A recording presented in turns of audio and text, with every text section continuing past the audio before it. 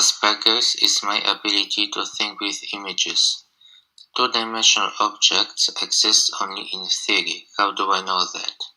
We measure surface of tables, doors, etc. very often, but for example, if something has length and width, but if nothing is occupied in the theoretical line marking the dimension of height, then the object exists only in theory.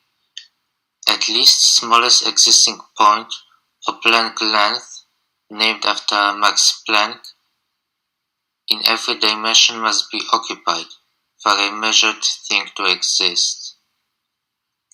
One-dimensional and two-dimensional objects exist only in theory.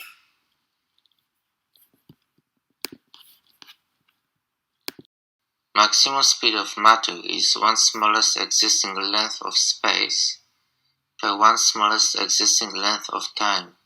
Here's an explanation why matter cannot travel faster than 1 point per 1 moment.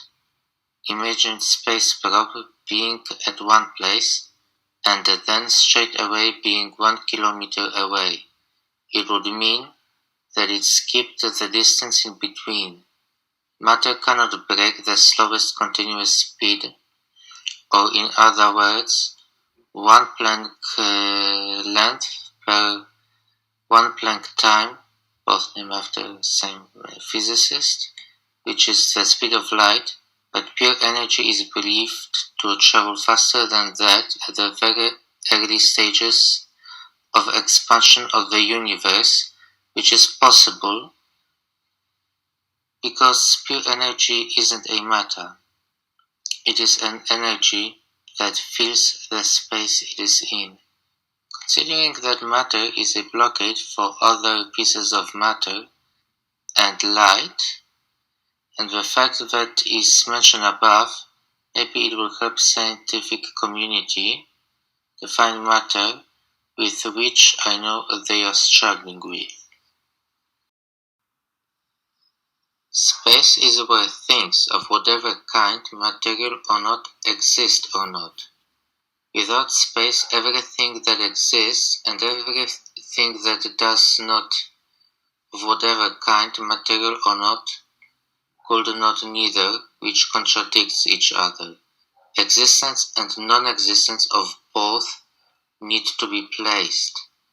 To us people with Asperger's, it is obvious that non-existence of space is fundamentally impossible.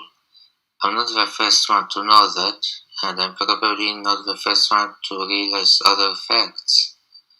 But I'm proud of this ability anyway. Because of this ability, I know all of these facts. Space cannot be infinite.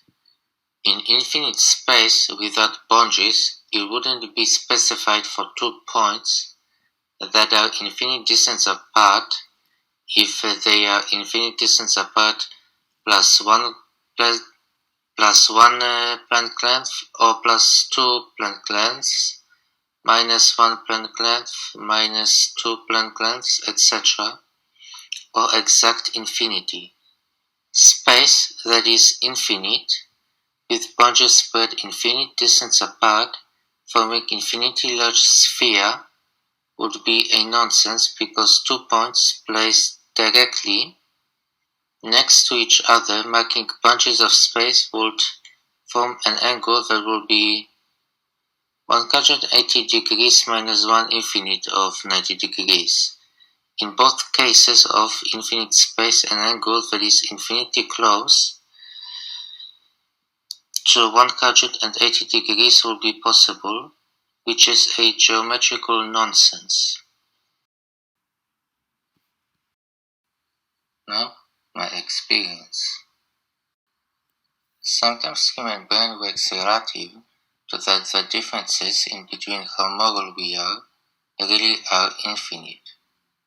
When making a choice, knowing that differences between two options are morally infinite, and it is better to let go of something forever than to put others in something bad to go through. When our brains work relative to this fact, our brain sees that as an opportunity to develop new abilities. I remember that once I could feel that my brain was working in a way that was because of infinite differences between moral levels, but knowing that differences between two options faced by me were infinitely different in moral sense. My conjecture. I suspect that after the Big Bang, when space connected to time and pure energy was created, laws of nature as we know them were introduced. Matter in brains might be producing consciousness due to connection of space to time.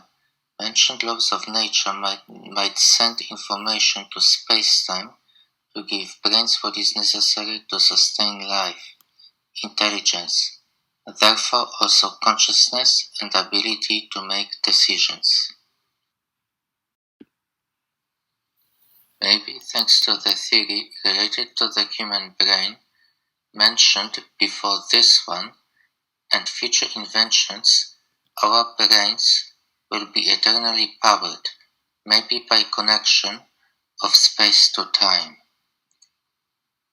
If there is no afterlife and current generations won't live forever, then it would be a great way to accept this if future generations will live forever. If there will be future generations, of course depends among others on the climate activists.